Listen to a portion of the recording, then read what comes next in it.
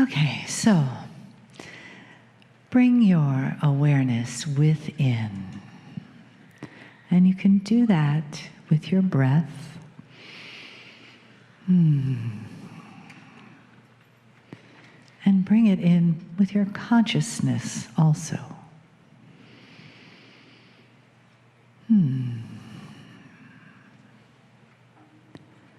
And as you continue your breath,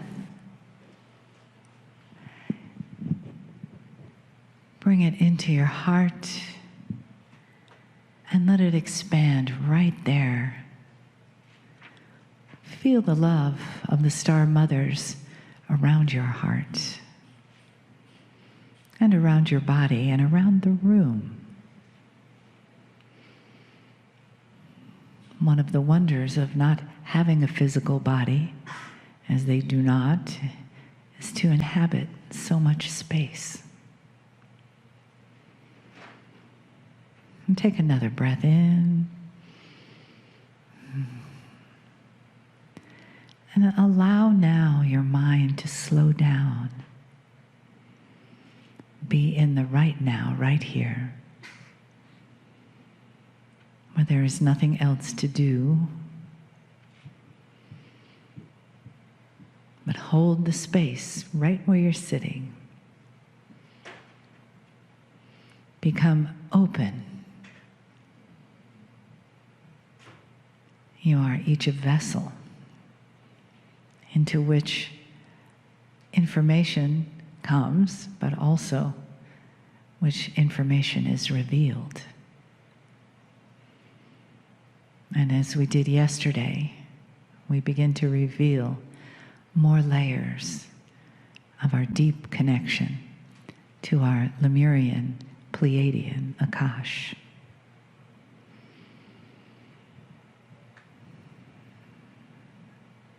And as you breathe that awareness in, and you say yes inside to the excitement of all of those gifts that you're receiving,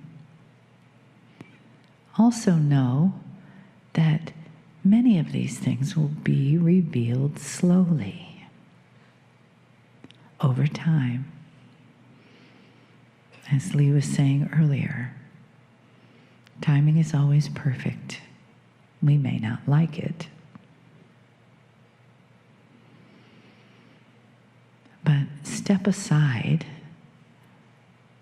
and let your mind take a rest. And let your heart and your intuition be your guide. As you travel these pathways that lie before you on this miraculous and sometimes mysterious journey, this mystical journey, this journey of awakening and remembering what love really is. Remembering what your wisdom really is. And remembering the deepest place inside of you that your compassion comes from. For your own beautiful Lemurian self and your family that's with you here. Greetings, dear ones. I'm Cryon of Magnetic Service. I would like to speak briefly about perception. Those in the room have just gone through a study, and it is of perception. How old do you think civilization is? What could have happened before? What is the perception of angelic beings? What do you see or what you don't see? How do you believe? I want to just continue that for a moment and show you perhaps some of the beginnings of it so you're not alone and where that would take you next. My partner, not long ago, was sitting on a mountain. It's a famous one. It's called Mount Sinai. And he gave a channeling that you can listen to easily. And he talked about Moses. Specifically, He spoke of that which Moses saw, which started everything that is the lineage of Moses, and that was the burning bush. I told you then that you have to go back to a time in history where there were no inventions that would give light in any way unless it was flame. So there was no real way to have light that occurred on the ground unless there was flame. The idea of electricity or illumination in any other form was simply not in the minds of any humans. And so that burning bush, dear ones, was an angel. It was magnificent, on the ground, right in front of him, speaking to him, and filled with light. And all he could see in his consciousness of the day was a bush that burned. That's the perception, and it's based upon that which humans know and see and believe. And if things are of a higher vibration that they have no concept of, they will often mislabel what they see because they have never seen it before in its full form. We also told you that the mantle that was put upon Moses, that is his purpose of what he was to do next, was something he didn't necessarily like. And it's the beginning of doubt, even within Moses. He doubted himself first. Could I do this? It seems too much. Did I imagine that I had a conversation with God? Why did I have to take off my shoes? What was really there? And it continued all the way through all of the miracles, all the way through until he was in the desert, walking around for years and decades. All of these things, and he was frustrated at every point. Once, and only once that was recorded, he even hit a rock in frustration. Dear ones, do you see anything in that might be you? This is perception. And the first perception is not that he saw the wrong thing or misidentified a beautiful angel and called it a burning bush. No, the biggest perception that I want you to see is he doubted himself. That is the human perception that prevails even to this day. Because in corporeal form, dear ones, you always know what you can do and what you can't do and what's odd and strange.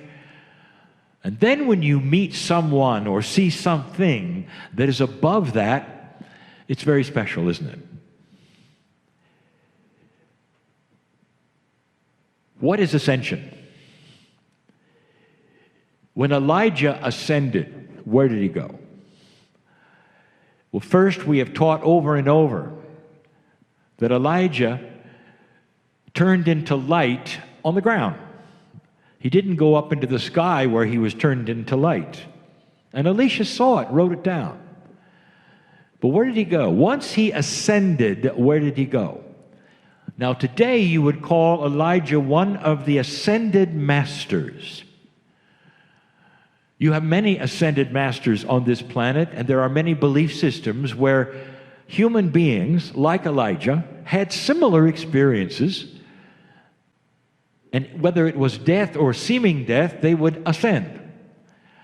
So in your perception, where did they go? Now some would say, well, they went to the other side of the veil. What is the veil?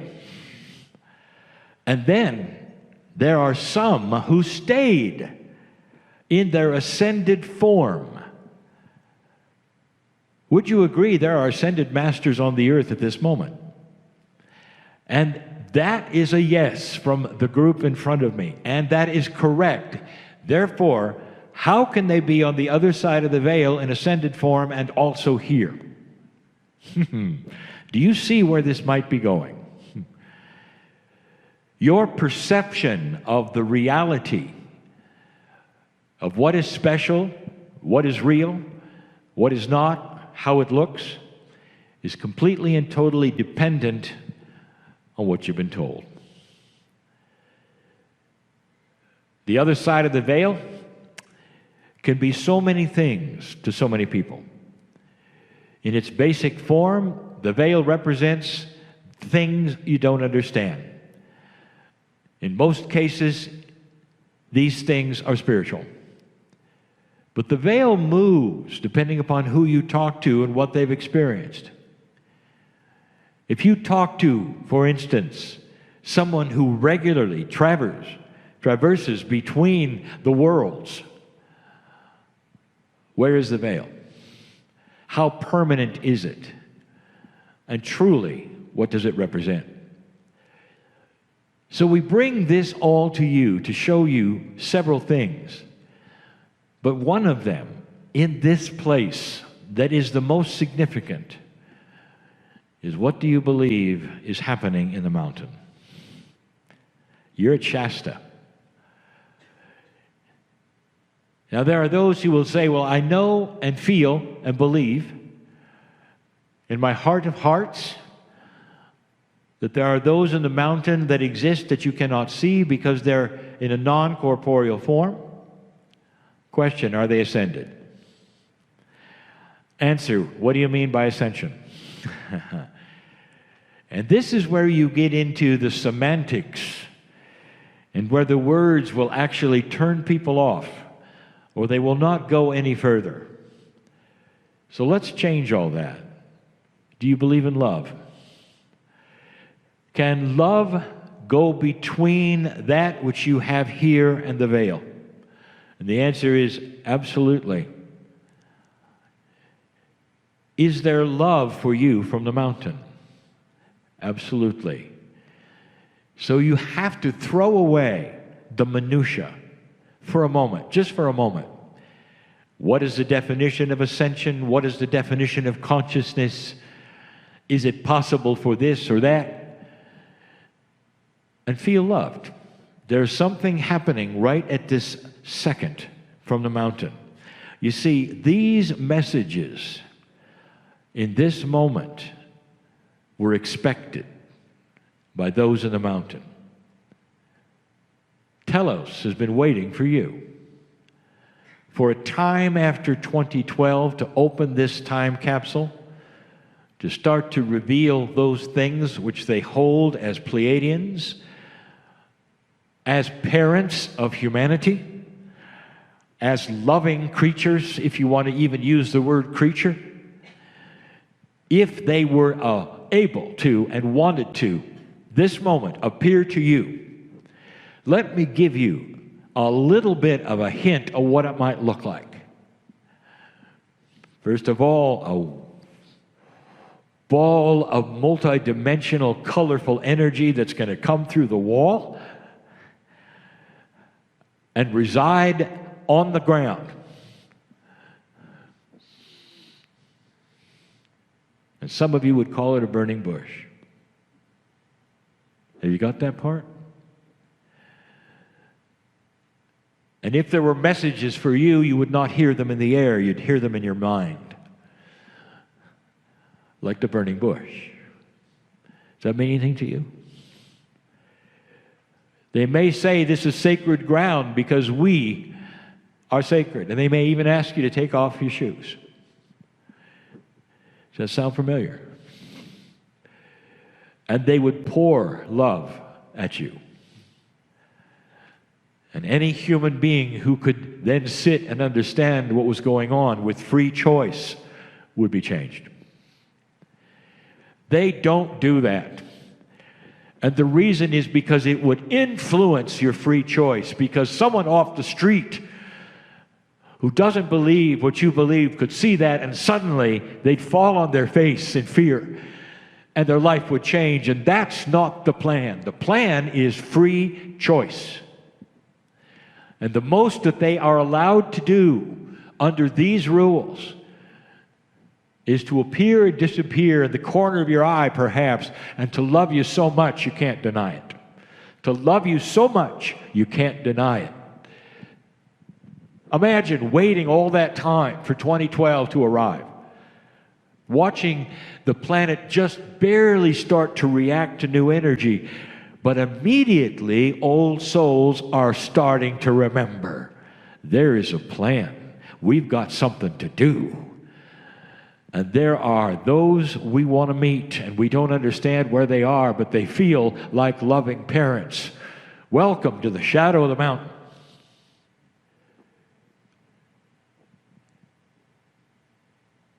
There's some of you who will go out alone and sit. And when you sit, what do? You admire the mountain. You talk to the Pleiadians. How many of you said, I invite you in? To the degree that is correct. Mother, father, parent, that's the energy of the mountain to you. Not odd, not strange, not a multidimensional portion of the galaxy that you don't understand that somehow resides in the mountain. It's your parents that gave you 23 chromosomes. And time doesn't matter. We said that last night. It's a circle. It's instant. They're here, and so are you. On schedule. They expected this meeting, these things that are being taught. And your name goes here to be here. Some of you will say, well, how could that be? I only decided 2 days ago to come. What a coincidence that you would be sitting here listening to this. You're here by appointment.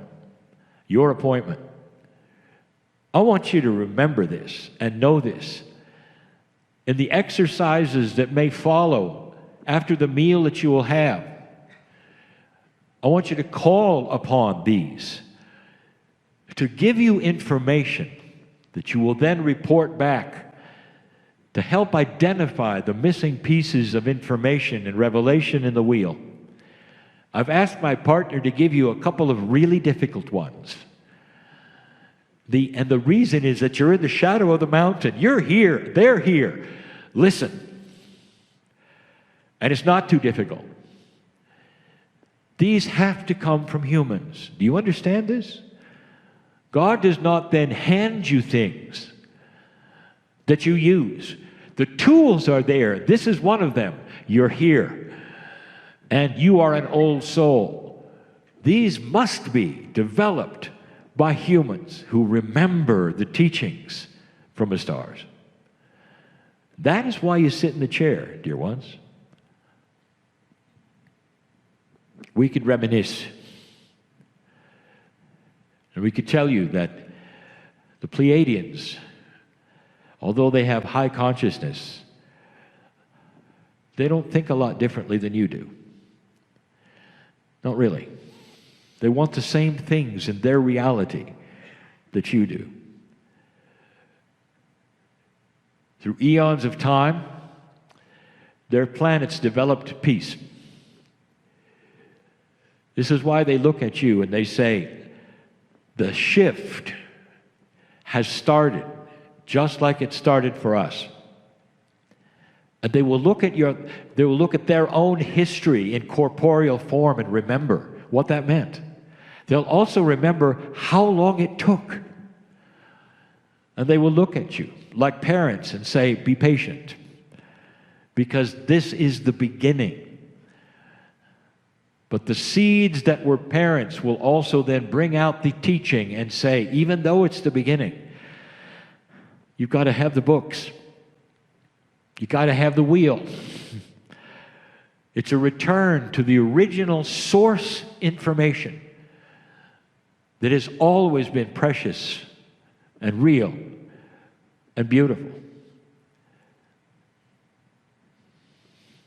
Is it possible that Moses got a message from the stars at the right time in the right place to start something happening that would then impact on today? And the structure of countries, politics? And I will say yes.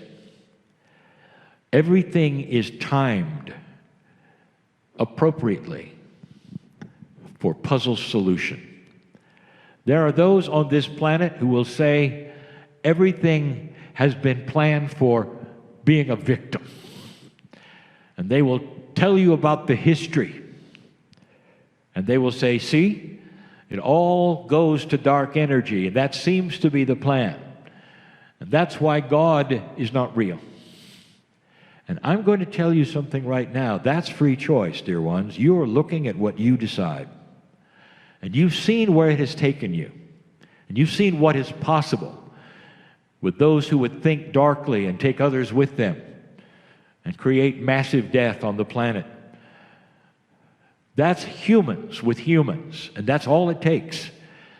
I've said this before. It does not take an evil entity with a tail and horns to create the darkness you have seen on this planet. That's human nature. That's what you have done. That's free choice. And now things are shifting. And that free choice is starting to move the other way, because now there's revelation. Revelation that's so easy to see. Light is so easy to see when it's revealed in these ways. Consciousness starts to change, and you don't allow things you used to allow. Now, that is a lighter consciousness. Do you see that? And the reason I bring that up is because that's exactly what your star seeds saw on their planet. It has the same attributes of conscious evolution. And it only seems to start after certain things. The prophecy of the shift. It's real. Did the Pleiadians have a shift? Yes. They had a time limit for their civilization, just like you did. Yours was the precession of the equinox in the second phase. In other words, you had two of them. They did too. They know what it's like, what you've gone through, what you're going through. They know what it's like to doubt yourself and the reality. How much of them will you allow in you today? With free choice, when you look at the mountain, you might even raise your hands and say, give me all of it. Don't minutiaze it. Now, here's why I'm here.